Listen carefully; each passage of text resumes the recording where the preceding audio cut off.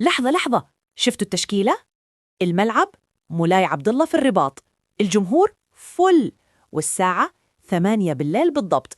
أسود الأطلس رح يبدأون مشوارهم في كأس أفريقيا 2025 ضد منتخب جزر القمر.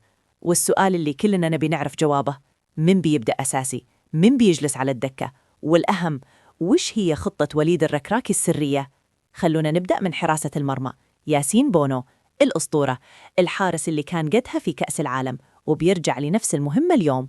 والدفاع، أنس صلاح الدين، أكرد، سايس ومزراوي. خط دفاع كأنه سور الصين العظيم.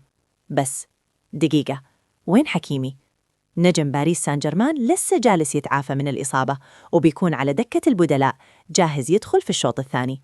في الوسط عندنا أوناحي وأمرابط اللي رجع من الإصابة، يعني التحكم في رتم المباراة مضمون.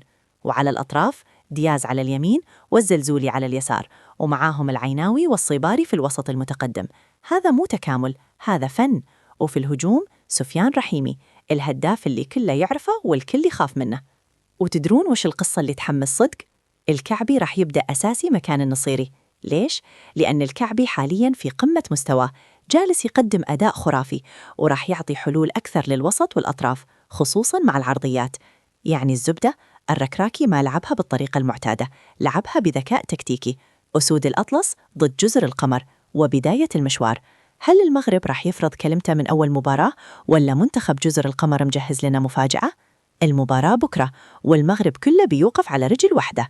إذا تبي تعرف وش صار في المباراة وتحليل كامل بعد الصافرة، اضغط زر الاشتراك الحين وفعل جرس التنبيهات، لأن بكرة بنرجع لكم بالأخبار الحارة. يلا نشوفكم في الفيديو الجاي.